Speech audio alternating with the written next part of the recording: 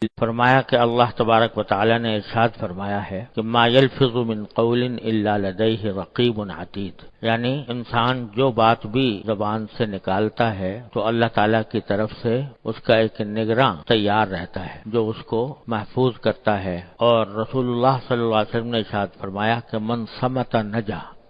جو شخص خاموش رہا اس نے نجات پائی۔ اس پر حضرت والا حضرت حکیم الامت قدس اللہ تعالی سرہ نے ارشاد فرمایا اس آیت اور اس حدیث کی تشریح فرماتے ہوئے کہ انسان جتنے کام یا کلام کرتا ہے بظاہر اس کی تین قسمیں ہیں۔ ایک وہ جو مفید ہو، یعنی اس میں کوئی دین یا دنیا کا فائدہ ہو۔ دوسرا وہ جو مضر ہو، یعنی اس میں دین یا دنیا کا کوئی نقصان ہو۔ اور تیسرا وہ جو نہ مفید ہو نہ مضر ہو، یعنی کوئی فائدہ بھی نہیں اور کوئی نقصان بھی نہیں۔ اس تیسری قسم کو حدیث میں لا یعنی سے تعبیر فرمایا گیا ہے، لیکن جب ذرا غور سے کام لیا جائے تو واضح ہو جاتا ہے کہ یہ تیسری قسم بھی در حقیقت دوسری قسم یعنی مضر میں داخل ہے، کیونکہ جو وقت ایسے کام یا کلام میں صرف کیا گیا اگر اس میں ایک دفعہ سبحان اللہ ہی کہہ لیتا تو میزان عمل کا آدھا پلہ بھر جاتا، کوئی اور مفید کام کرتا تو گناہوں کا کفارہ اور نجات آخرت کا ذریعہ یا کم از کم دنیا کی ضرورتوں سے بے فکری کا سبب بنتا۔ حدیث شریف میں ہے کہ نبی کریم صلی اللہ علیہ وسلم نے ارشاد فرمایا، انسان کا اسلام درست اور صحیح ہونے کی ایک علامت یہ ہے کہ بے فائدہ کاموں اور باتوں کو چھوڑ دے۔ حاصل اس ساری گفتگو کا یہ ہے کہ اللہ تبارک و تعالی نے اپنے فضل و کرم سے ہم سب کو بات کرنے کی جو صلاحیت زبان کے ذریعے عطا فرما رکھی ہے، یہ اتنی بڑی نعمت ہے کہ اس نعمت کا ساری عمر انسان شکر ادا کرتا رہے تو بھی حق شکر ادا نہیں ہوتا۔ اللہ تبارک و تعالی نے زبان عطا فرمائی، اس کے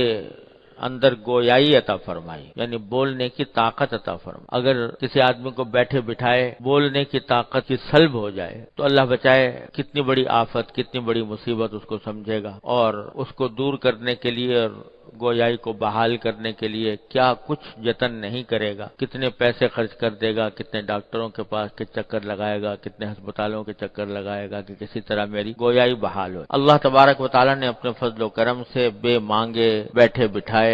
اللہ تعالیٰ نے یہ نعمت عطا فرما دی ہے، کوئی پیسہ خرچ کرنا نہیں پڑا، کوئی محنت نہیں کرنی پڑی، اللہ تعالیٰ نے دے دی، تو اس کا احساس نہیں ہوتا کہ کتنی بڑی نعمت اللہ تعالیٰ نے دے رکھی ہے۔ بعض مرتبہ چند لمحوں کے لیے بھی انسان کے اوپر ایسی حالت طاری ہو جاتی ہے، زبان بند ہو گئی، گلا بیٹھ گیا وغیرہ وغیرہ، اس وقت کی تکلیف کا آدمی اندازہ کرے تو اس وقت اللہ تعالیٰ کی نعمت کی قدر ہوتی ہے، اور اس کی قدر یہ ہے کہ اس کو صحیح مصرف میں استعمال کیا جائے اور لایانی گناہوں سے اور لایانی چیزوں سے اس زبان کو بچایا جائے۔ زبان کو گناہوں سے بچانا اور لایانی یعنی بے فائدہ فضول گفتگو سے بچانا، یہ